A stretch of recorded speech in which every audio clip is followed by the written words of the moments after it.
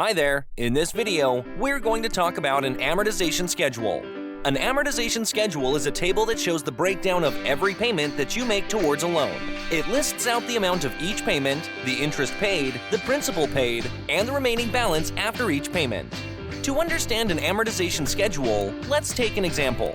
Suppose you take out a loan of $10,000 with a 5% interest rate and a term of 3 years. Your monthly payment would be $299.71. The amortization schedule for this loan would show you how much of each payment goes towards paying off the interest and how much goes towards paying off the principal.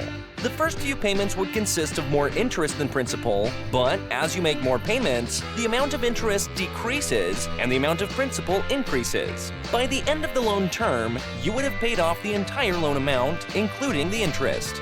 And that's it for this one. Hopefully you learned something and watch the next.